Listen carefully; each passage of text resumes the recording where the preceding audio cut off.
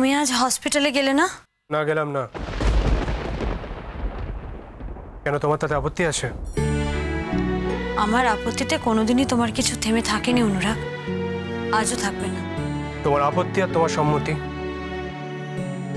এই দুটো দিয়ে আমার জীবনটা চলে মেঘলা। সুতরাং এই কথাগুলো বলে তোমার সত্যি কোনো লাভ হবে না। তুমি আজ হসপিটালে গেলে না বলেই জিজ্ঞেস করলাম। খুব একটা তো কামাই করো না, তাই আজ করলাম।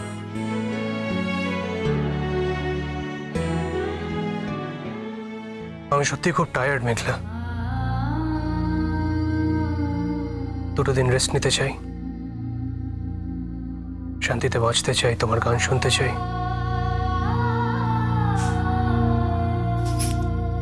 সেই সৌভাগ্য বোধহয় তোমার হবে না অনুরাগ।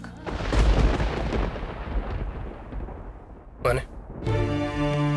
দেখো অনুরাগ, তুমি একটা কথা কিন্তু ভুলে যাচ্ছ।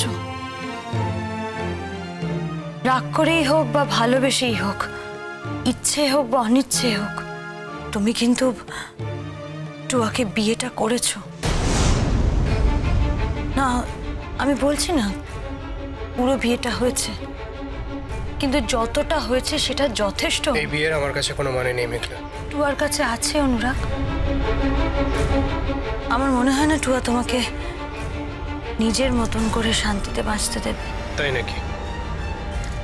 অন্তত টুয়াকে আমি যতটা চিনেছি আমার তাতে তাই মনে হয়। আর আমার মনে হয় যে যেহেতু সামনেই তোমার গানের কম্পিটিশনের ফাইনাল রাউন্ড, তাই এই মুহূর্তে আমাদের শুধুমাত্র তোমার গান নিয়ে ডিসকাস করা উচিত, আর কিচ্ছু নিয়ে না। আচ্ছা অনুরাগ,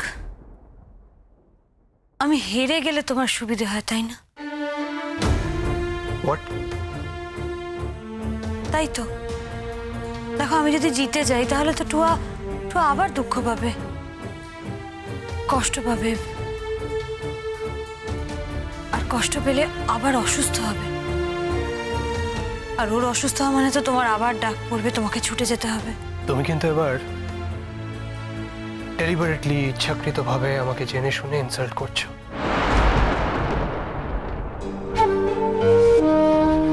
অপমান? আমি তো তোমাকে অপমান করিনি অনুরাগ। যা সত্যি আমি শুধু সেটাই বলেছি।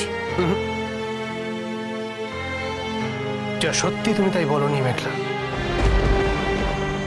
কারণ তোমার সত্যি আর আমার সত্যির মধ্যে পার্থক্য আছে। যে দিনগুলোতে আমি ছিলাম না, পারলে সেই দিনগুলোর কথা একবার ভেবে দেখো। আমার থাকা আর আমার না থাকার মধ্যে যদি সত্যি কোনো পার্থক্য না থাকে, তাহলে তোমার থাকার কোনো মানেই হয় না।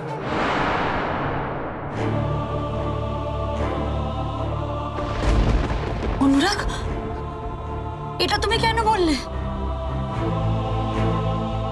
তুমি এই কথাগুলো বলতে আমাকে বাধ্য করলে মেঘলা। এতদিন আমি জানতাম তুমি আমার সবথেকে বড় ভরসা, তুমি আমার একমাত্র সাপোর্ট। আমার মনে হতো তোমার থেকে বেশি পৃথিবীতে কেউ আমাকে বোঝেই না, কিন্তু এখন তো দেখতে পাচ্ছি তুমি আমাকে বোঝো না মেঘলা। হয়তো আর বুঝতে চাও না।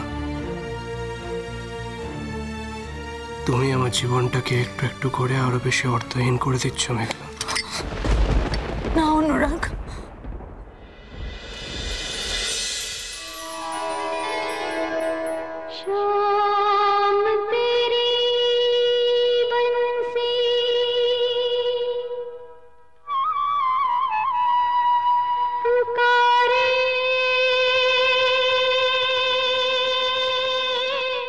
অনুরাগ,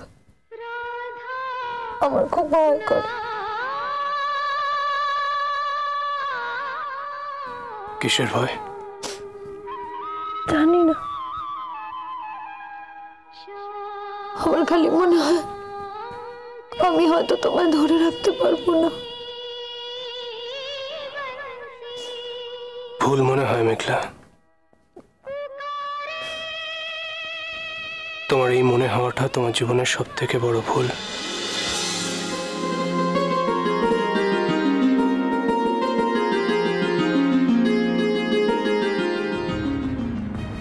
আমি সারা জীবন শুধু তোমারই ছিলাম মেঘলা,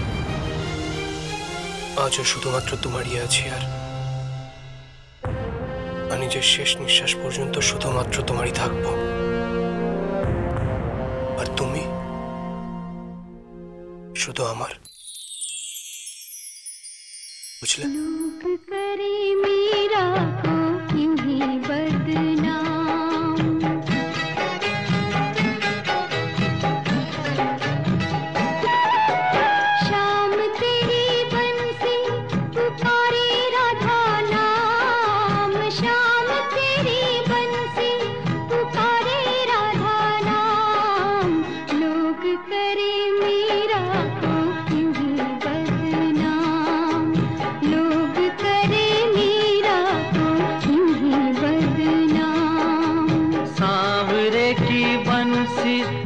बजने से काम, सांवरे की बंसी को बजने से काम, राधा का भी शाम वो तो मीरा का भी शाम, राधा का भी शाम वो तो मीरा का भी। কোথায় পুরোটা ওর নেই, পুরোটাই ওর আছে। তাহলে দেখো না, এই যে টুয়া মেয়েটা গানে অত ভালো রেজাল্ট করলো, কোথায়? আমার ছেলে তো তার সাথে তার জন্য দেখাও করতে গেল না, আর যাবে বলেও আমার মনে হয় না। যাবে যাবে ছোট মাসি, যাবে, না গিয়ে থাকতে পারবে না। না গিয়ে পারবে না মানে? দেখো ছোট মাসি, আমার কথাটাকে তুমি অত বেশি গুরুত্ব দিও না, তো তাও বলছি, আমার সাধারণ বুদ্ধিতে যেটুকু বলে, টুয়া যেরকম মেয়ে, ও কিন্তু অনুরাগকে এত তাড়াতাড়ি ছেড়ে দেবে না। কারণ অনুরাগ কিন্তু টুয়াকে নিজের হাতে সিঁদুর পরিয়েছে, আর টুয়ার প্রতি অনুরাগের একটা মায়াও জন্মেছে। হ্যাঁ, তো মায়া জন্মানোটাই তো স্বাভাবিক, তাই না? ওরকম একটা অবস্থা হয়েছিল একটা মেয়ের, তাকে কত যত্ন করে সুস্থ করে তোলার চেষ্টা করেছে, মায়া হওয়াটা স্বাভাবিক। কিন্তু অদ্রিজা, মায়া মানে কিন্তু ভালোবাসা নয় জানি,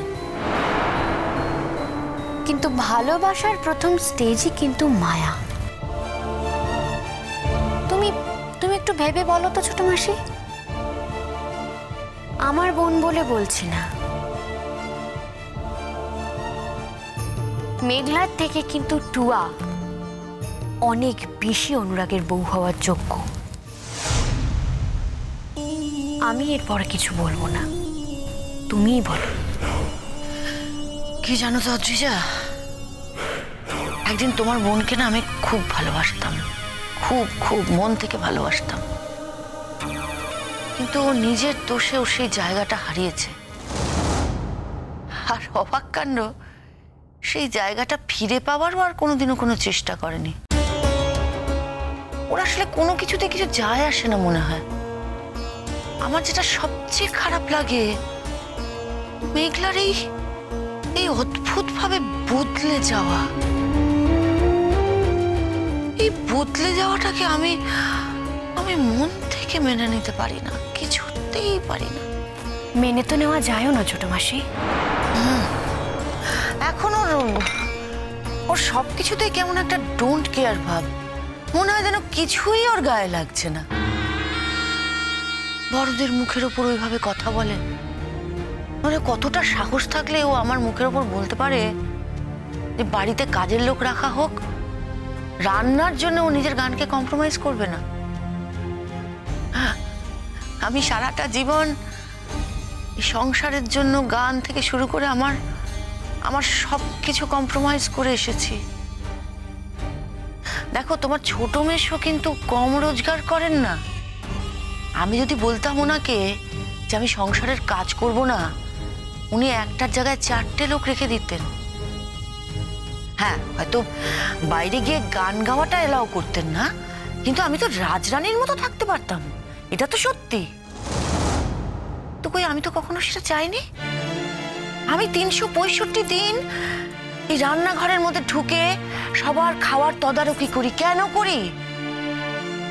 আমি সংসারটাকে ভালোবাসি বলে করি।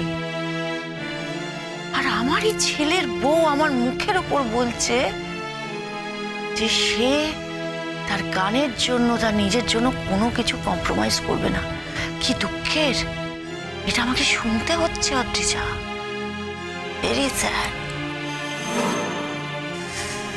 বলো না, বলো, তুমি বলো, এটা মেনে নেওয়া যায়? যায় না ছোট মাসি, কখনো মেনে নেওয়া যায় না। তবে আমি তোমাকে একটা কথা বলছি, এর দাম ওকে মেটাতে হবে। হ্যাঁ, টুয়া হয়তো ওর জীবনের সব থেকে বড় থ্রেট। আমিও মেনে নিচ্ছি যে আমিও ওর প্রতি কম অন্যায় করিনি, তো ও কিন্তু আমার প্রতি অনেক অন্যায় করেছে। সেই অন্যায়টা কিন্তু আমি জানি।